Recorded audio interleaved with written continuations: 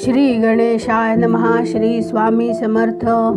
रामाय रामभद्राय रामचंद्राय वेधसे रघुनाथाय नाथाय सीताय पतये नमः. नमस्कार मंडळी.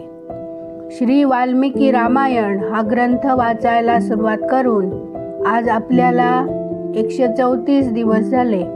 या 134 दिवसात आपण अखंडपणे दररोज एक याप्रमाणे जवळजवळ 198 सर्ग वाचले. यातले 170 सर्ग हे पहिल्या खंडातले आणि आता पुढचे 28 हे तिसऱ्या खंडातले सर्ग आपण वाचत आहोत. हे वाल्मिकी रामायण वाचायला सुरुवात करताना मनात एक हेतू होता, तो म्हणजे हे जे खूप जुने ग्रंथ भांडार माझ्या आई वडिलांनी जतन केले आहे ते तुमच्या सगळ्यांच्या पर्यंत पोचावे, ते आपणा सर्वांना वाचून ऐकवता यावे. त्याप्रमाणे हे वाचन सुरू करून ते यूट्यूबच्या माध्यमातून आपल्या सिया महाबळ या चॅनलवरून तुमच्यापर्यंत पोहोचवण्याचा प्रयत्न चालू आहे. आपणा सर्वांचा प्रतिसाद वाढताना बघून आम्हाला खरंच खूप आनंद होत आहे. पण तरीही म्हणावा तसा प्रतिसाद अजूनही आपणाकडून मिळत नाही याची खंत मात्र वाटते. कारण काय होतं माहिती आहे का, नवीन व्ह्यूअर्स चॅनल बघतात, ऐकतात, पण चॅनलला सबस्क्राईब करत नाहीत किंवा अर्ध्यावरच कधी तो व्हिडिओ ऐकायचा थांबवतात. पण तुम्हाला एक विनंती सर्वांना आहे मंडळी, हा सिया महाबळ चॅनल हा माझ्या एकटीचा नाही, तर हा तुमचा आमचा सर्वांचा आहे. आणि हा चॅनल आणि या चॅनलच्या माध्यमातून वाचले जाणारे श्री वाल्मिकी रामायण खूप जास्त लोकांपर्यंत पोचावे म्हणून आपण सर्वांनी मिळून एक छोटासा प्रयत्न करायला हवा. त्यासाठी आपण सर्वांनी आपल्या सिया महाबळ या चॅनलला सबस्क्राईबचा जो बटन बाजूला असतो तो दाबून चॅनलला सबस्क्राईब करायला हवे. त्याच्याच बाजूला जी बेल आयकॉन म्हणजे घंटी असते ती पण दाबली पाहिजे. म्हणजे त्यामुळे काय होईल माहीत आहे का, की आपला येणारा प्रत्येक व्हिडिओ सगळ्यात पहिल्यांदा तुमच्यापर्यंत तुम्हाला बघायला मिळेल. यूट्यूब तुम्हाला दररोज सकाळी 6:30 वाजता आठवण करून देईल की व्हिडिओ आला आहे आणि आता तो तुम्ही बघा. सबस्क्राईब करायला, लाईक करायला, शेअर करायला, कमेंट लिहायला किंवा बेल आयकॉन दाबायला यातल्या कुठल्याच गोष्टी करायला पैसे पडत नाहीत, पैसे लागत नाहीत. हे सगळे फुकट होत असते. फक्त आपण ते बटन दाबले पाहिजेत इतकंच. कमेंटमध्ये आपण जय जय श्रीराम असे जरी लिहिले तरी सुद्धा बघा त्यातून आपल्यालाच किती समाधान मिळेल. आपल्या आजूबाजूच्या लोकांना हा व्हिडिओ शेअर करून त्यांनाही रामायण ऐकायला मिळेल, त्यांनाही ते आवडेल. कदाचित ते आणखी 4 लोकांना सांगतील आणि असे करत करत आपला सिया महाबळ चॅनल खूप लोकांपर्यंत पोचेल आणि हे वाल्मिकी रामायण त्यांनाही ऐकायला मिळेल अशी आशा करते, विनंती करते. मंडळी, श्री वाल्मिकी रामायणातला पहिला खंड आपला वाचून झालेला आहे. या पहिल्या खंडात आपण वाचलं की राजा दशरथ हा एक महान राजा होऊन गेला. त्याला राम, लक्ष्मण, भरत आणि शत्रुघ्न असे 4 पुत्र झाले. वाल्मिकींना रामायण लिहिण्याची आज्ञा झाली. ब्रह्मदेवांनी त्यांना सांगितले की तुम्ही अनुष्टुभ छंदात हे श्री रामचरित्र लिहा आणि तिथेच या रामायण महाकाव्य निर्मितीचा जन्म झाला. वाल्मिकींनी नारदांना विचारले की या जगात असा सर्व गुणसंपन्न कोण आहे.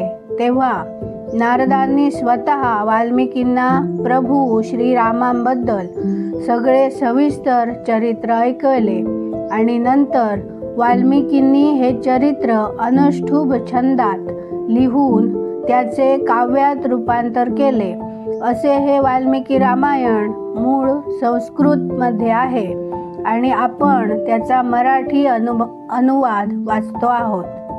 24,000 श्लोकांचे हे रामायण रामांचेच पुत्र लवकुश यांनी वाल्मिकींनी शिकवले आणि लवकुशाने ते चरित्र प्रभू श्रीरामांच्याच पुढ्यात गाऊन दाखवले.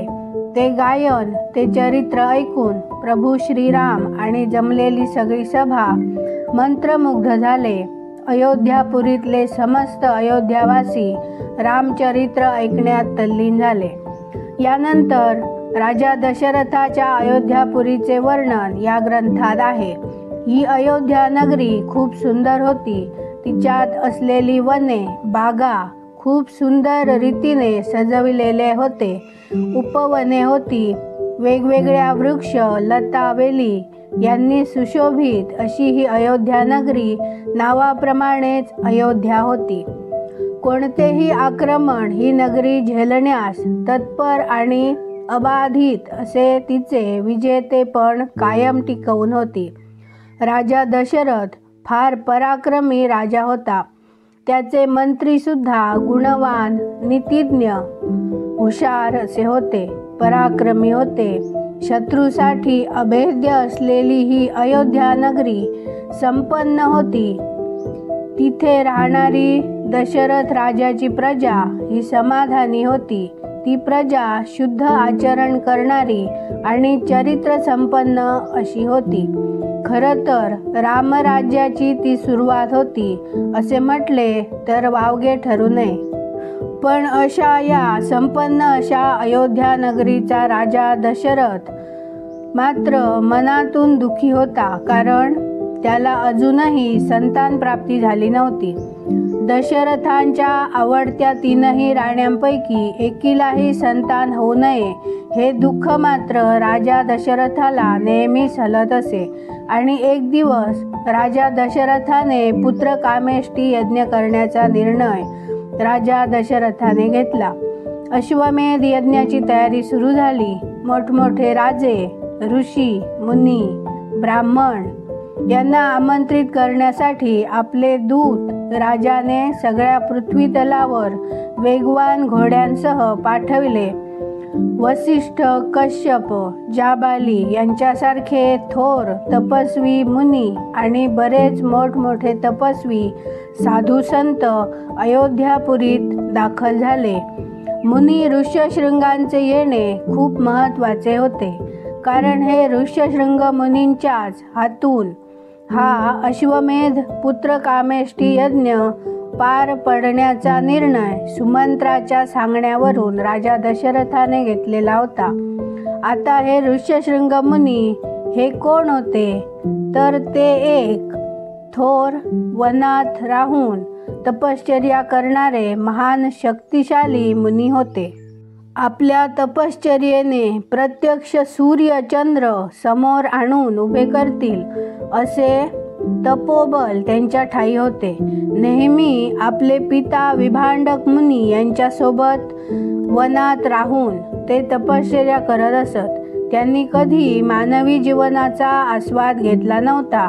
त्यांनी कधी सर्वसामान्य माणसांचे जीवन प्रत्यक्ष पाहिले नव्हते. कधी एखाद्या स्त्रीचे दर्शन त्यांना झाले नव्हते. आपली तपश्चर्या करणे आणि त्या रानावनात मिळणारी कंदमुळे फळे खाऊन आपले तप पूर्ण करणे इतकेच जीवन ते जगत असलेले प्रचंड तपसाधना करणारे महान ऋषी होते. ते ऋष्यशृंग मुनी आणि अशा मुनींना अश्वमेध यज्ञासाठी घेऊन येणे म्हणजे सोपे काम नव्हते.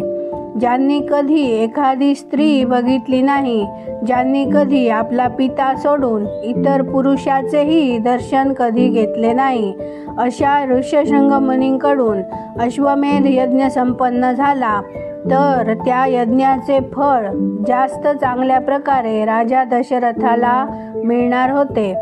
पण या ऋष्यशृंग मुनींना आणण्यासाठी खूप प्रयत्न करावे लागणार होते. त्यासाठी आधी ऋष्यशृंग मुनींचे लग्न व्हावे लागणार होते. तेव्हा मंत्री सुमंत्राच्या सांगण्यावरून अशी एक योजना तयार करण्यात आली आणि ऋष्यशृंग मुनींना प्रलोभन देण्यात ते यशस्वी झाले.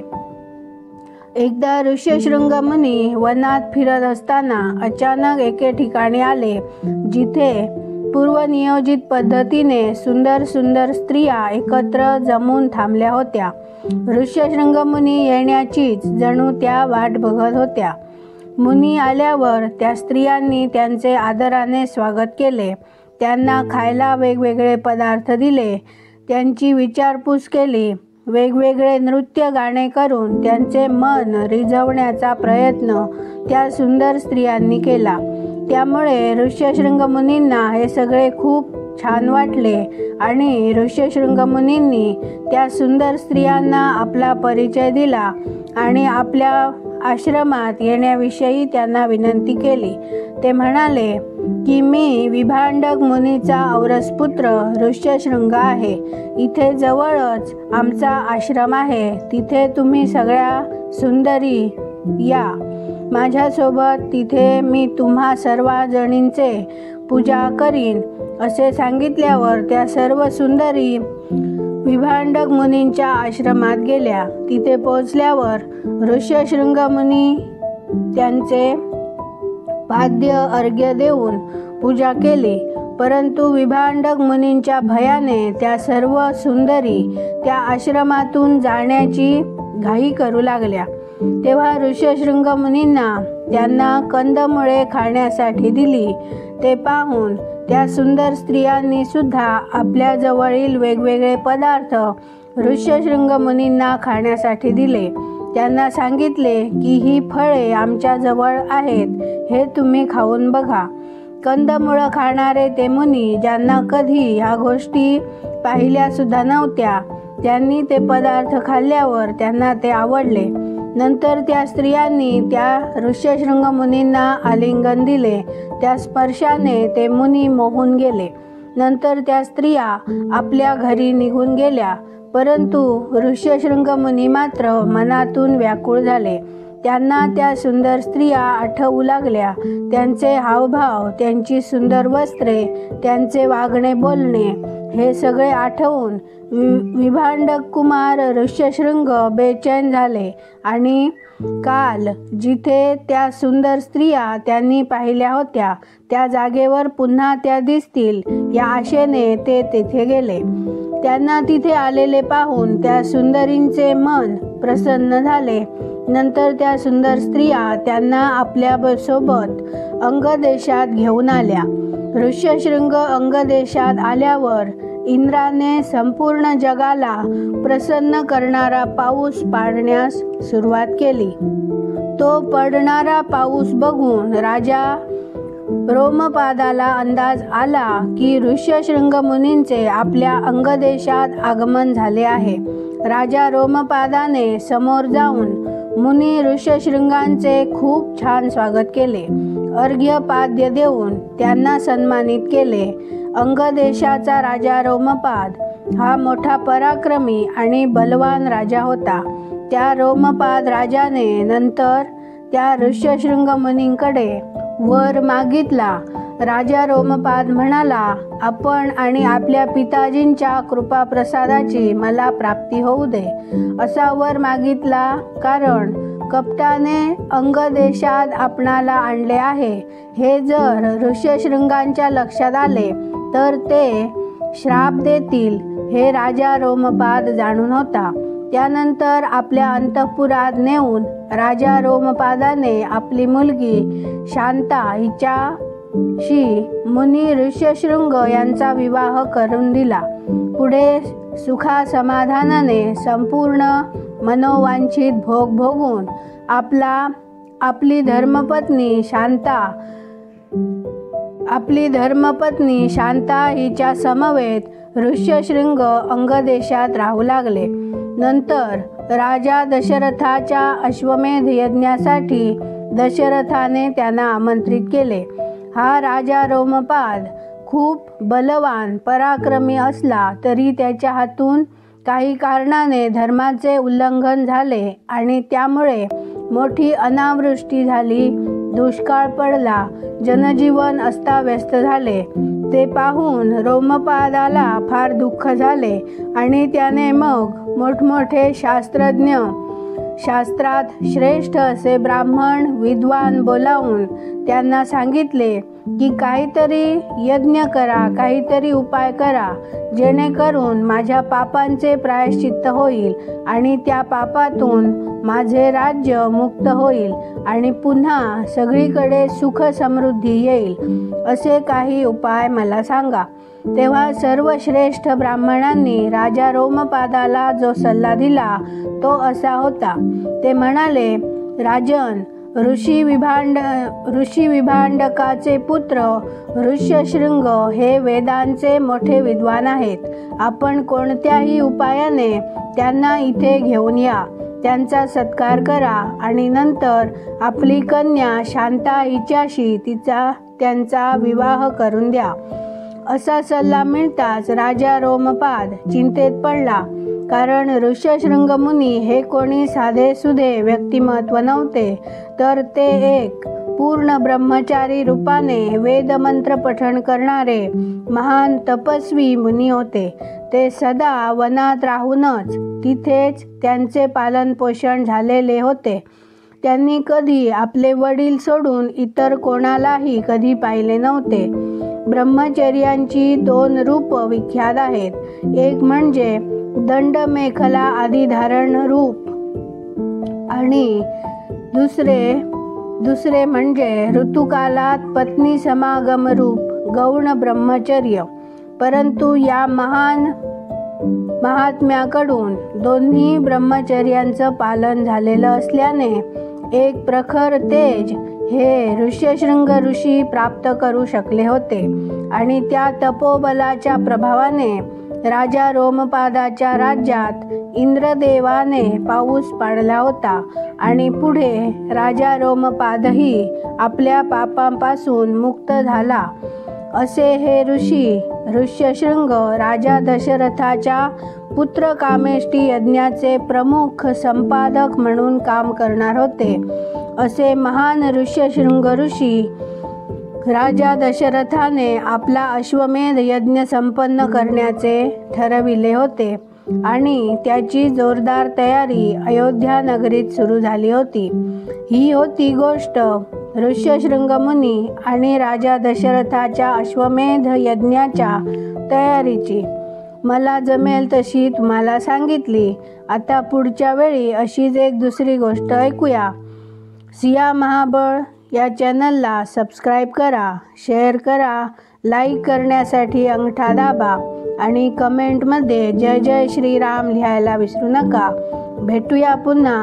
धन्यवाद. जय जय श्रीराम.